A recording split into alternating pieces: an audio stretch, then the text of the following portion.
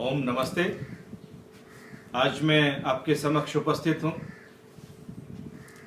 ऋग्वेद के 10वें मंडल में विद्यमान पुरुष सूक्त के साथ।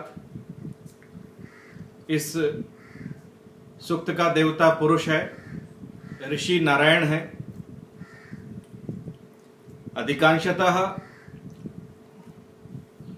अनुष्टुप छंद का प्रयोग किया है और अंतिम कुछ मंत्रों में त्रिष्टुप छंद का प्रयोग है। पुरुष का क्या मतलब है? पुरुष शब्द का क्या तात्पर्य है? पुरुष का मतलब व्यक्ति है, आदमी है, आत्मा है, परमात्मा है, जीव है, ब्रह्म है। कौन है ये पुरुष? निरुक्त शास्त्र में आचार्य यास ने लिखा, पुरीष्यते इति पुरुषः। जो इस पुर में शयन करने वाला है उसका नाम पुरुष है। पुर इस शरीर को भी कहते हैं, पुर स्थान को भी कहते हैं, पुर नगरी को भी कहते हैं, और ये पुर इस सारी भूमि और समस्त ब्रह्मांड का नाम भी पुर है। इसलिए इस पुरुष शब्द के दो अर्थ निकल करके आते हैं। एक को हम जीवात्मा के रूप में कहते हैं और दूसरे को हम ब्रह्म के रूप में, परमात्मा के रूप में भी कहते हैं। एक आचार्य ने निरुक्ति करते हुए लिखा, पुरति अग्रे गच्छति। जो आगे जाने वाला है, आगे चलने वाला है, उसको हमने पुरुषः और पूरुषः दोनों प्रकार के शब्द इसमें विद्यमान मिलते हैं। उसी को नरः के रूप में भी कहा, उसी को अधिकारी के रूप में भी कहा, उसी को पुमान, उसी को मनुष्य, उसी को आत्मा, उसी को परमात्मा, और कहा कि पुरी देहे शेते। इस पुर में, इस देह में शयन करने वाला जो है उसका नाम पुरुष है। उसी को पुरुषोत्तम, जिसका आत्मा जितना उत्तम है, जिसका पुरुष ज्ञानवान है, मेधावी है, बुद्धिमान है, वेद ज्ञान वाला है, धर्म पर चलने वाला है, विधि के नियम के अनुसार चलने वाला है, उसको पुरुषोत्तम के नाम से भी कहा, उसको विराट के नाम से भी कहा, उसी को ब्रह्म के नाम से कहा, उसी को परमात्मा के नाम से कहा। अलग अलग भावों में उसके अलग अलग प्रकार के रूप हो जाते हैं। जैसे वायु अलग अलग रूपों में जाकर के अलग अलग रूप वाला हो जाता है, अग्नि अलग अलग रूपों में जाके अलग अलग रूप वाला हो जाता है, पानी जिस पात्र में जाता है उस पात्र वाला हो जाता है। तो इसी प्रकार से इसके भी स्वरूप का वर्णन वहां किया। इसका प्रथम मंत्र में रखा, सहस्र शीर्षा पुरुषः सहस्राक्ष सहस्रपात स भूमि विश्वतो वृत्वा तिष्ठत् दशांगुलम। सहस्र शीर्षा पुरुषः, ये जो पुरुष है, ये जो जीव है, ये जो ब्रह्म है, सहस्र शीर्षा। निरुक्त में लिखा कि सहस्र इति अनेक नाम। सहस्र माने अनेक वाला है। सहस्र का मतलब हजार नहीं है। सहस्र का मतलब अनेक, संख्या निर्धारित नहीं कर सकते उसमें। हजारों सिरों वाला है और सहस्राक्ष हजारों आंखों वाला है, सहस्रपात हजारों पैरों वाला है। अर्थात उस परम पिता परमात्मा के हम प्रतिनिधि रूप में हैं। न जाने मेरे जैसे कितने शरीर 5 ज्ञानेंद्रियों और 5 कर्मेंद्रियों वाले इस संसार में विद्यमान हैं। न जाने कितने सारे जीव, जंतु, कीट, पतंग, वृक्ष, वनस्पति, गुल्म, गुच्छ अनेक विद्यमान हैं। वो उसी परम पिता परमात्मा का प्रतिनिधित्व करने वाले हैं, उस पुरुष का ही प्रतिनिधित्व करने वाले हैं। शरीर रूप जब धारण कर लेते हैं तो पुरुष के रूप में सत्ता को प्राप्त कर लेते हैं। लेकिन हैं किसके? उसी परम पिता परमात्मा से हमने चक्षु लिया, उसी से श्रोत्र लिया, उसी से नासिका ग्रहण ली, उसी से जल लिया। तो ये जो 5 प्रकार के जो महाभूत हैं, 5 प्रकार के जो सूक्ष्म भूत हैं, उन्हीं से मिलकर के समस्त संसार के जीवों का, प्राणियों का निर्माण हुआ, ये कहना चाहते। कहा कि स भूमि विश्वतो वृत्वा, वो इस भूमि को अर्थात इस सत्तात्मक जगत को विश्वतः चारों तरफ से वृत्वा आच्छादित करके, घेर करके, ढक करके, अत्यतिष्ठत दशांगुलम, अत्यतिष्ठत माने बैठा हुआ है। वह परमपिता परमात्मा अपनी सत्ता का दर्शन कैसे कराता है, अपनी विद्यमानता का दर्शन कैसे कराता है? 5 ज्ञानेंद्रिय में, 5 कर्मेंद्रिय के अंदर वो विद्यमान है। ये दशांगुल स्थान है। 5 अंगुल ज्ञानेंद्रिया, 5 अंगुल कर्मेंद्रिया, 5 प्रकार के प्राण, मन, बुद्धि, चित्त, अहंकार और जीवात्मा। ये 5 प्रकार के, ये 5, ये 10, ये दशांगुल स्थान है। बाकी ऐसी कोई जगह नहीं है दुनिया में जिसमें 10 उंगल आप रख दीजिए तो उसमें केवल विद्यमान है, नहीं। उस परम पिता परमात्मा की, उस पुरुष की अभिव्यक्ति दशांगुल स्थान में होती है। इसलिए सहस्र को 1000 नहीं मानना चाहिए, क्योंकि निरुक्त कहता है अर्थ नित्य परीक्षित, अर्थ की नित्य परीक्षा करें। यदि अर्थ आपको लोक में नहीं दिख रहा, ऐसा जीव कोई लोक में नहीं दिख रहा, इस ब्रह्मांड में नहीं दिख रहा, तो उसका कोई रूपक है, अलंकारिक वर्णन किया है। क्योंकि वेद सीधी भाषा में कई बार बात नहीं करते, अलंकार की भाषा में बात करते हैं, रूपक की भाषा में बात करते हैं, उत्प्रेक्षा में बात करते हैं, संभावना में बात करते हैं। तो इसलिए उस वेद के ऋषि के तत्व को समझने के लिए अपने को बृहद विचार करना होगा। तो वह परमपिता परमात्मा 1000 आंखों वाला है, 1000 सिर वाला है, 1000 पैर वाला है। एक तात्पर्य और भी है, जितना हजारों सिर विचार और चिंतन कर सकते हैं, उससे कहीं ज्यादा विचार और चिंतन करने वाला यदि कोई है तो वो पुरुष है, वो परमात्मा है। और हजारों आंखें जितना देख सकती हैं, उससे कहीं ज्यादा जो देखने वाला है वो परमपिता परमात्मा है। सहस्रपात, हजारों पैर जितना गति कर सकते हैं, उससे कहीं ज्यादा जो गतिमान है, अर्थात इस समस्त संसार को जो गति कराता है, वह परमपिता परमात्मा है। और वह समस्त ब्रह्मांड को, समस्त भूमंडल को, ये भूलोक, ओम भू, ओम भुवः, ओम स्वः, ओम महः, ओम जनः, ओम तपः, ओम सत्यम, ये जो 7 प्रकार के लोक हैं, इनमें आवृत है। वो ताना बाना है, वो परमपिता परमात्मा इसमें ओतप्रोत है। इसलिए कहा सहस्र शीर्षा पुरुष, सहस्राक्ष, सहस्रपाद, स भूमि विश्वतो वृत्वा अत्यतिष्ठत दशांगुल। आगे क्या कहा? पुरुष एव इदं सर्वं यद् भूतं यच्च भव्यं उत अमृतत्वस्य ईशानो यद् अन्येन तिरोहति। पुरुष एव इदं सर्वं, ईशावास्यम इदं सर्वं, ये सब कुछ पुरुष है जो कुछ आपको दिख रहा है संसार में। यद् भूतम, जो पहले हुआ वो भी, यच्च भव्यम, जो आगे होगा वो भी। यही तो कहा उपनिषद ने भी, अनुपश्य यथा पूर्वे प्रतिपश्य तथा परे।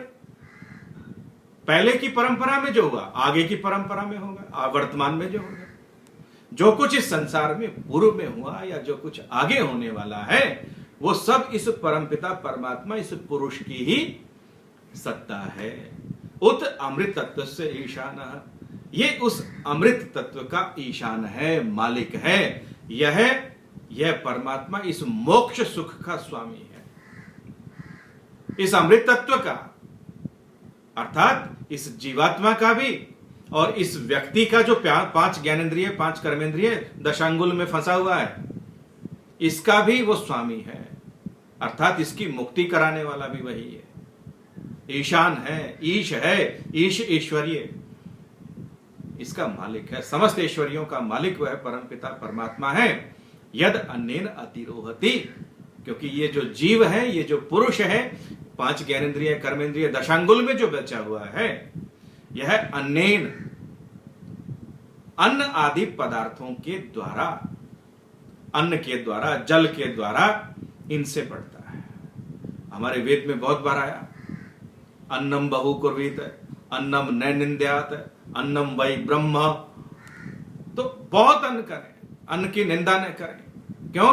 क्योंकि इस अन्न से शरीर बनता है। स वाएश पुरुषो अन्न रसमय, ये पुरुष जो है ये अन्न से और रस से मिलकर के बना है। वेद ने भी कहा क्या? यद अन्नेन अतिरोहति, अन्न से अतिरोहण करता, अन्न से वृद्धि को प्राप्त करता है और अन्न के द्वारा उस परमपिता परमात्मा तक पहुंचता है। विद्या और अविद्या दोनों को जानता हुआ। क्या कहा आगे मंत्र में? एतावानस्य महिमा तो जायांश्च पुरुषः पादो अस्य विश्वाभूतानि त्रिपाद अस्य अमृतम दिवि। कहता है कि एतावानस्य महिमा तो जायांश्च पुरुष, ये महिमा तो थोड़ी सी बताई है हमने। कौन सी? सहस्र शीर्षा पुरुष है, सहस्राक्ष सहस्रपाद और पुरुषे विदम सर्वम, ये तो थोड़ी सी हमने बताई। वो परमपिता परमात्मा, ये पुरुष तो कहीं एतावान से महिमा, तो इस महिमा से जायान, ज्यादा गरियान है, ज्यादा श्रेष्ठ है, ज्यादा उत्तम है, ज्यादा बड़ा है। केवल इतने से समझ में नहीं आ सकता। इसको जानने के लिए तो अणोरणियार महतो मैया, ये तो बहुत बृहद है।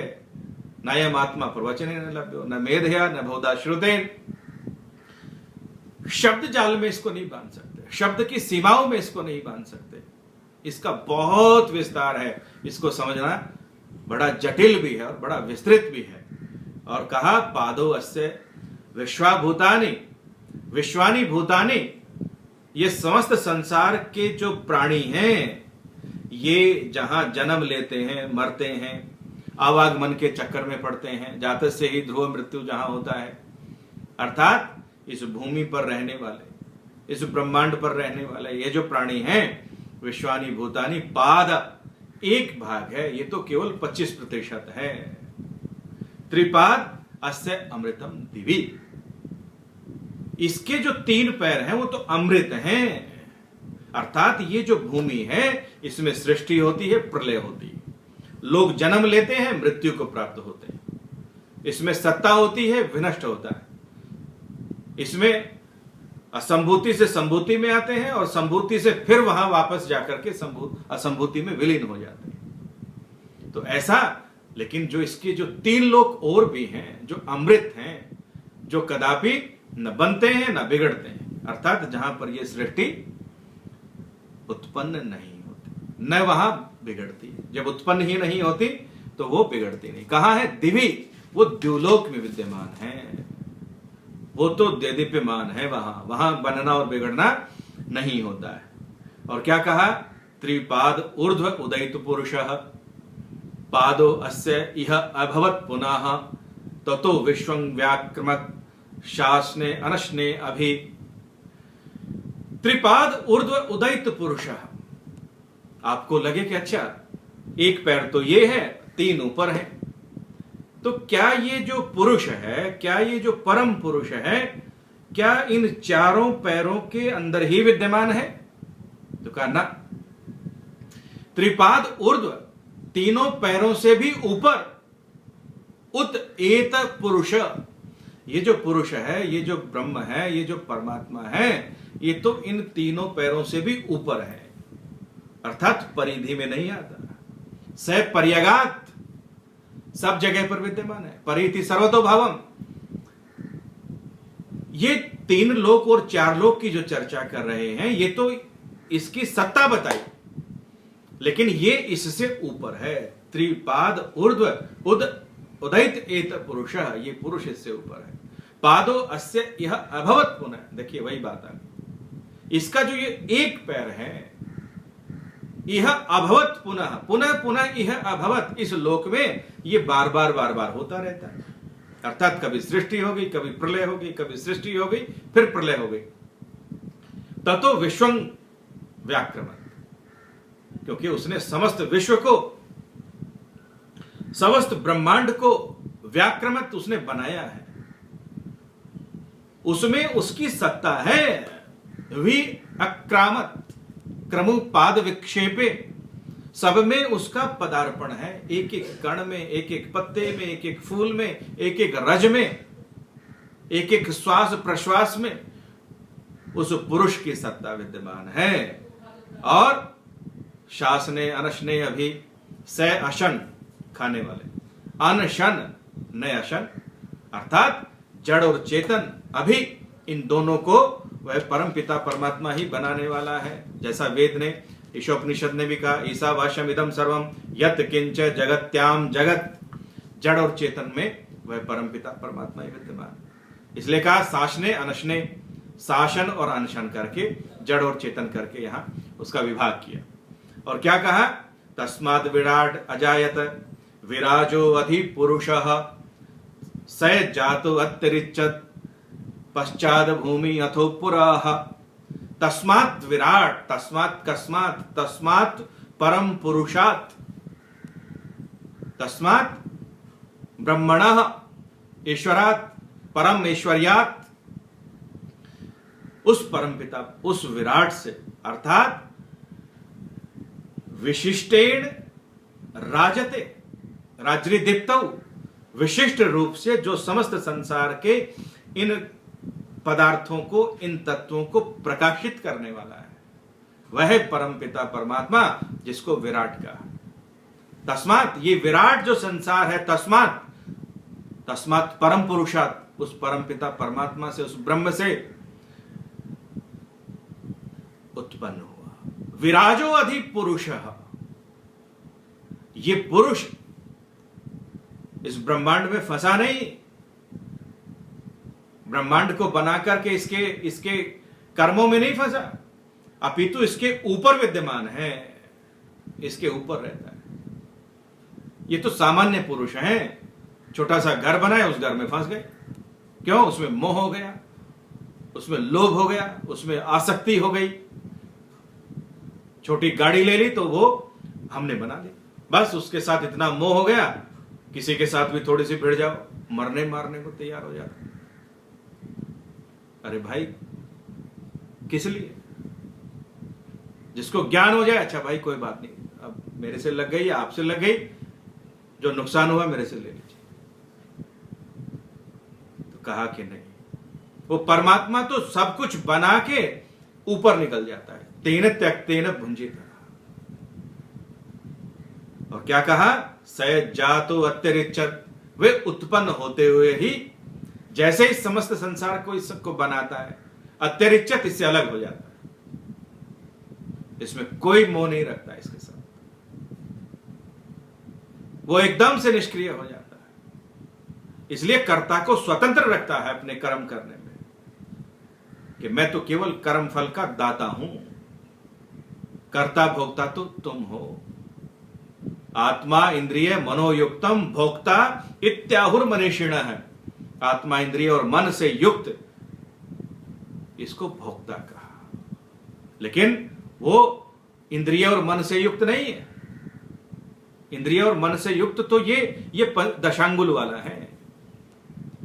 स जातो, वह इसको बना करके, उत्पन्न करके, जात करके, जनि प्रादुर्भावे, अत्यरिच्यत, इससे आगे निकल जाता है। पश्चात भूमि अथो पुरः, उसने अनेक प्रकार की भूमियों का निर्माण किया, अनेक प्रकार के शरीरों का निर्माण किया। कितने प्रकार के शरीर, कितने प्रकार के जीव जंतु, पृथ्वी के अलग, जल के अलग, वायु के अलग, अग्नि के अलग, आकाश के अलग, अनेक प्रकार के जीव जंतु दिखते हैं। सब प्रकार के जीवों की अलग अलग प्रकार की सत्ताएं, पार्थिव जीव अलग, जलीय जीव अलग, वायव्य जीव अलग, आग्नेय जीव अलग, इनकी सब जगह कैसे सृष्टि का निर्माण करता है, अद्भुत। क्यों? क्योंकि वो ईश्वर है, ईश ऐश्वर्य, वो परम ऐश्वर्यवान है, वो जो चाहे बना सकता है, जिस प्रकार से चाहे वो बना सकता है। और क्या कहा, ये सृष्टि प्रक्रिया है, वो परमात्मा कैसे कैसे संसार का निर्माण करता है। क्या कहा, यत पुरुषेण हविषा देवा यज्ञम अतन्वत वसंतो आसीदाज्यम ग्रीष्म इद्म शरद हवि, कि ये एक रूपक दिया, एक आख्यान के माध्यम से समझाया। और आख्यान क्या दिया, यद पुरुषेण हविषा देवा यज्ञम अतन्वत, देवताओं ने, देवताओं के द्वारा एक यज्ञ का आयोजन किया गया, तनु विस्तारे, एक खूब यज्ञ को विस्तार दिया गया। कैसे? इस सृष्टि रूपी यज्ञ को खूब विस्तार दिया, बड़ा एक सृष्टि यज्ञ करना है, जिसमें संपूर्ण सृष्टि का निर्माण होना है। क्या हुआ, यद पुरुषेण हविषा, और हविष के रूप में, आहुति के रूप में, देय पदार्थ के रूप में, इस सृष्टि के यज्ञ के रूप में किसको डाला? उसको पुरुष को डाला, उस आत्मा को डाला, उस परम पुरुष को डाला। और कैसे डाला? वसंतो आसीत आज्यम, वसंत उसका आज्य था, घृत था। अब यज्ञ में आपको समिधाएं भी चाहिए, आपको घी भी चाहिए, आपको आहुतियां भी चाहिए। तो ये सारी चीजें आपके पास न हो तो आपका यज्ञ पूरा नहीं होगा। और ग्रीष्म इदमा, और गर्मी को ईंधन के रूप में डाला, क्योंकि ईंधन किसी भी चीज में लगाते हैं तो वहां ऊष्मा पैदा होती, गर्मी पैदा होती। और शरद हवि, और शरद को आहुतियों के रूप में डाला। कितना सुंदर अलंकारिक रूपक का वर्णन कर रहे हैं, कितने बढ़िया आख्यान के माध्यम से समझा रहे हैं वेद में कि ऐसे ऐसे उस परमपिता परमात्मा ने एक सृष्टि यज्ञ किया, और उस सृष्टि यज्ञ में वसंत ऋतु का निर्माण किया, ग्रीष्म ऋतु का निर्माण किया, शरद ऋतु का निर्माण किया। इसलिए हमारे यहां का क्या कहा? तच्चक्षुर्देवहितं पुरश्चात् शुक्रमुच्चरत् पश्येम शरदः शतम् जीवेम शरदः शतम्। शरद ऋतुअंत का वर्णन, अर्थात ये तीनों प्रकार की जो ऋतुएं हैं, ये शारीरिक स्वास्थ्य के लिए आयुर्वेद की दृष्टि से शतायु होने के लिए अति उत्तम मानी गई हैं। ये भी आयुर्वेद में इनका वर्णन मिलता है। अर्थात उस परम पिता परमात्मा ने इस संसार में समस्त प्रकार की ऋतुओं का निर्माण किया। 6 ऋतुओं की चर्चा भी मिलती है, 3 ऋतुओं की भी चर्चा मिलती है। कई आचार्यों का मानना है कि इन 3 का ही जो एक्सटेंशन है वो 6 ऋतुओं में जाकर के परिवर्तित होता है। और क्या कहा? तम यज्ञम बर्हिषि प्रोक्षम पुरुषम जातम अग्रताः तेन देवाः अयजन्तः साध्या ऋषयश्च ये। तम यज्ञम बर्हिषि प्रोक्षण, जब आप यज्ञ करते हैं तो उसमें एक प्रक्रिया होती है जिसको प्रोक्षण प्रक्रिया कहते हैं। यज्ञ वेदी के चारों तरफ जल छिड़कने की प्रक्रिया, जल सिंचन की प्रक्रिया है। ओम अदितेन अन्मन्यस्वः, ओम अनुमतेन अन्मन्यस्वः, ओम सरस्वतेन अन्मन्यस्वः, ओम देव सवितः प्रसूवायज्ञं प्रसूवायज्ञ पतिं भगाय दिव्यो गंधर्व केतपूके तन्नः पुनातु वाचस्पतिर्वाचन्नः स्वदतु। तीनों दिशाओं में जल सिंचन करना, और फिर चारों यज्ञ वेदी के चारों तरफ जल सिंचन करना, इसको प्रोक्षण कहते हैं। प्रकृष्ट रूप से उक्षण, उसका सिंचन करना। सिंचन के काम में और खेती के काम में आते हैं, इसलिए उक्ष, अंग्रेजी में उसको मिलकर ओक्स हो गया, बैल जिसको कहा। प्राचीन समय में वैदिक काल में बैलों से खेती होती थी, और उसी से सिंचन भी होता था। पानी का सिंचन भी उसी से होता था। रहट में जब वो चलते थे तो पानी उसी से निकलता था। तो इसको प्रोक्षण भी कहा, जो इस प्रकार के चारों तरफ यज्ञ वेदी के चारों तरफ घूम घूम करके यज्ञ वेदी में जल डालने की बात जाके उस यज्ञ को की बर्रा को, उस यज्ञ की बाह्य परिधि को जब प्रोक्षण किया गया तो पुरुषम जातम अग्रतः, उसमें भी आगे पुरुष ही था। अर्थात उसी परम पिता परमात्मा को ही ये समस्त दिशाएं और ये जल वो समर्पित किया गया। तीन देवा अयजंतः, ये मनुष्यों की अलग अलग प्रकार की श्रेणियां हैं, अलग अलग प्रकार की कैटेगरी। कौन से? जो केवल मनन और चिंतन करते हैं उसको मनुष्य कहते हैं। जो स्वाध्याय के कारण से, ज्ञान के कारण से ऊपर उड़ जाते हैं तो दिव्य हो जाते हैं, देव कहलाते हैं। साधना में लग जाते हैं तो साधक कहलाते हैं, और साक्षात ईश्वर का दर्शन हो जाए तो ऋषि कहलाते हैं, ऋषि दर्शनान। तो इसलिए उस परमपिता परमात्मा का देवता लोग, देवा अयजंत, देवता उसका यजन करते हैं, अर्थात उसका देव पूजा करते हैं, संगतिकरण करते हैं, दान करते हैं। किसके नाम से? उसी परमपिता परमात्मा के नाम से देव पूजा की। क्यों? अग्नि भी उसी का नाम है, इंद्र भी उसी का नाम है, मातृश्वा उसी का नाम है, वायु उसी का नाम है, समस्त नाम उसी के हैं। इंद्रम मित्रम वरुणम अग्निमथो दिव्य सुपूर्णो स गुरुत्मान एकम सद विप्राह बहुधा वदंती अग्नि यमम मातृश्वानमाहु। ये उसी के नाम है। इसलिए समस्त यज्ञ में जो जो समिधाएं लगाई गई, जो आहुतियां डाली गई, जो प्रोक्षण किया गया, वो सब उसके नाम पर किया गया। और इसलिए साधक लोग, ऋषि लोग, देवता लोग, सामान्य मनुष्य लोग ये उसी के चिंतन करके, मनन करके उपासना उसी परमपिता परमात्मा की, उसी पुरुष की करते हैं। और क्या कहा?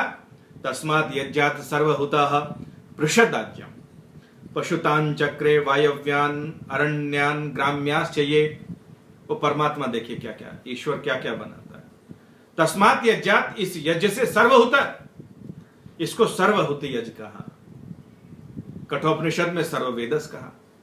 सब दे दिया इसमें अपना, सब कुछ मैंने ईश्वर हे परमपिता परमात्मा आपके चरणों में समर्पित कर दिया। इस यज्ञ में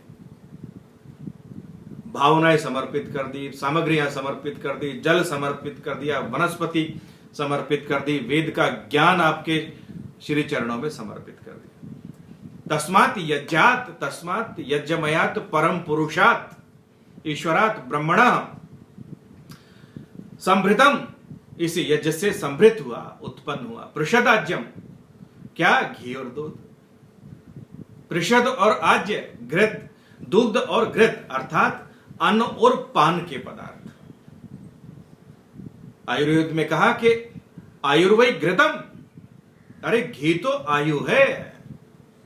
उसी घी को जब वो घी 100 साल का हो जाता है, 100 साल पुराना यदि घी हो तो उसको सर्पिश कहते हैं, जिसको व्याकरण में कहा सर्पिशो जानीते। घी के कारण से भोजन में प्रवेश होता है, नहीं तो इच्छा नहीं है खाने। तो वेद कहता है कि पृषदाज्यम, उस यज्ञ से अर्थात इस सृष्टि रूपी यज्ञ से, जहां उसमें अनेक प्रकार के पशु थे, अनेक प्रकार की चीजें थी, उनसे घी और दूध पैदा हुआ। वेद एक भोजन की व्यवस्था भी बता रहा है, खाने पीने की सिद्धांत भी बता रहा है कि तुम्हें घी और दूध का सेवन करना है, मांसाहार का सेवन नहीं करना, फलों का सेवन करना है। और क्या बनाया उस परमात्मा ने जिनसे ये घी और दूध पैदा हुआ? पशुतान चक्र, पशुओं को बनाया। और वायव्यान, वायु में घूमने वाले, और अरण्यान, जंगल में रहने वाले, और ग्राम्याश्च, ये जो गांव में पाले जाते हैं, रखे जाते हैं, घरों में रखे जाते हैं, अर्थात गो आदि जो पशु हैं, जो घरों में रखे जाते हैं, पाले जाते हैं, ग्राम में रखे जाते हैं, उन पशुओं का भी निर्माता। अर्थात ये समझ में आना चाहिए कि परमपिता परमात्मा केवल मानव सृष्टि नहीं करता है, अपितु पशु पक्षी जीव जंतु कीट पतंग वनस्पति, इन सब की जो सृष्टि करता है वह परमपिता परमात्मा, वो पुरुष ही करता है। कहां से सिद्ध हुआ? ये पुरुष सूक्त से सिद्ध हो रहा है। और क्या कहा? तस्माद् यज्ञात् सर्वहुतः ऋचः सामानि जज्जिरे छंदांसि जज्जिरे तस्माद् यजुः तस्मादजायत। तस्मात् यज्ञात्, तस्मात् परम पुरुषात्, उस परम पिता परमात्मा से जो ये यज्ञ किया गया। कौन सा? ये जो सृष्टि का यज्ञ था, जिसमें समस्त संसार की रचना हुई, सर्वभूत, जिसमें सब कुछ डाल दिया उसने। इस यज्ञ में कोई शेष नहीं बचा। अर्थात इस यज्ञ में समस्त संसार के जीव, जितने तत्व इस व्यक्ति को इस संसार में रहते हुए अपने संवर्धन के लिए चाहिए, वो सब इसमें डाल दिए, सर्वभूत। क्यों? अब देखिए, आप दुनिया का किसी मॉल में चले जाइए, सब आदमी को सजाने में लगे हुए। कोई कहता है मैं कपड़े पहना दूं, कोई कहता है मैं सोना दे दूं, कोई कहता है चांदी दे दूं, कोई कहता है मैं आपके बालों में तेल दे दूं, कोई कहता है मैं आपके लिए जूते दे दूं, कोई कहता है फल दे दूं, कोई कहता है खाने की अलग अलग प्रकार की चीजें ले दे। पूरे विश्व का जो बाजार है वो मनुष्य के जीवन यापन के लिए है, भौतिक जीवन यापन के लिए है, आध्यात्मिक जीवन यापन के लिए है। समस्त संसार के जो तत्व हैं, पदार्थ हैं, अर्थात उस परमपिता परमात्मा ने जितनी वनस्पति बनाई, जितने संसार के तत्व बनाए, वो इस मनुष्य की सेवा के लिए बनाए, इसके सहयोग करने के लिए बनाए, इसको इसके अंग के रूप में उसका उनको सहयोग करने के लिए सबको लगाए। और उसी यज्ञ से ऋच स्तुतौ, जिनसे स्तुतियां करते हैं, ऋग्वेद बनाया। और सामान्य सामवेद जज्जिरें उसी परमपिता परमात्मा ने बनाए। ये इस बात का प्रमाण है कि चारों वेदों की सत्ता, चारों वेदों का ज्ञान उस परमपिता परमात्मा से साक्षात होकर के आया है। और छंदांसी जज्जिरे, और छंद उसने बनाए। छंद को कुछ लोगों ने अथर्ववेद के रूप में लिया, कुछ एक आचार्यों ने कहा कि छंद का मतलब ये समस्त ऋग यजु और साम, वेद 4 हैं लेकिन विद्याएं 3 प्रकार की हैं। ज्ञान, कर्म और उपासना भेद से वेद 3 प्रकार के भी हैं। तो ऐसा भी इनको स्वीकार किया जाना चाहिए कि तस्मात् उसी परम पुरुषात्, उसी परम पुरुष, उसी परम पिता परमात्मा से चारों वेदों का भी आविर्भाव हुआ। यजुत तस्मात् अजायतः, और उसी से यजुर्वेद भी उसी परम पिता परमात्मा से उत्पन्न हुआ। अर्थात वह परम पिता परमात्मा ऋग यजु साम अथर्व, ऋग यजु साम और इन समस्त छंदों को जो आपको मृत्यु के भय से आच्छादित करने वाले, जो आपको मरण के भय से बाहर निकालने वाले हैं, ऐसे छंदों को, छंद का मतलब आप वेद के छंद, वेद के शब्द, और लौकिक भाषा में यदि छंद का मतलब आप समझना चाहते हैं तो आपके ऊपर जो ढकने के लिए, जिसको गांव में छप्पर कहते हैं, जिसको छांद कहते हैं, जिसको छंद कहते हैं, जिसको छत कहते हैं, जिसको छतरी कहते हैं, और जो आपको आच्छादित कर देता है, ढक देता है, ऐसी वेद की वाणी जो आपको सभी प्रकार के भयों से मुक्त कर दे, उसको हमने छंद कहा। और क्या कहा? तस्मात् अश्वाः अजायन्त ये केच उभयादतः, गावो है जज्जिरे तस्मात्, तस्मात् आजाता अजावयः, तस्मात् अश्वाः अजायन्त, तस्मात् कस्मात्, तस्मात् परम पुरुषात्, उसी परम पिता परमात्मा से अश्वाः, अश्व आदि जो बलशाली जो जीव हैं, बलशाली जो पशु हैं, वो उससे अजायन्तः, वो उत्पन्न हुए। और ये केच उभयादतः, और ऐसे जीव जिनके केवल नीचे के दांत होते हैं, या किसी के ऊपर ऊपर के दांत होते हैं, या ऐसे जीव जिनके दोनों प्रकार के दांत होते हैं, क्योंकि वेद छंद की भाषा में बात करता है। शासन और अनशन करके सब कुछ उन्होंने डाल दिया, जड़ और चेतन। उभयादतः करके ये सब उसमें सारे संसार के प्राणियों को, समस्त जीवों को उसमें डाल दिया। गावो है जज्जिरे तस्मात्, और गायें उससे पैदा हुई, गौवें उससे पैदा हुई। गावो है विश्वस्य मातरः, जिसको समस्त संसार की माता वेद ने कहा, ये भी उसी परमपिता परमात्मा से पैदा हुई। तस्मात् आजाता अजावयः, ये अजावयः भेड़ आदि जो है, भेड़ बकरियां जो हैं, ये भी उसी परमपिता परमात्मा से उत्पन्न हुई। अर्थात इस समस्त संसार में, समस्त ब्रह्मांड में जितने जीव और जंतु हैं, ये समस्त उसी परमपिता परमात्मा से उत्पन्न हुए हैं, ऐसा स्वीकार करना चाहिए। ये यहाँ की सृष्टि प्रक्रिया है। इसके बाद की जो वर्ण व्यवस्था है वो मैं आपके समक्ष दूसरे वीडियो में रखूंगा। आप मेरे व्याख्यानों को बड़े आदर के साथ सुनते हैं, बड़े प्रेम के साथ सुनते हैं, बड़ा स्नेह भी आप लोग देते हैं। आप सभी का हृदय से आभार। आपके भीतर बैठे हुए उस परम पुरुष के लिए मैं बार बार वंदन करता हूँ, अभिनंदन करता हूँ, नमन करता हूँ। ओम शांति शांति शांति ओम।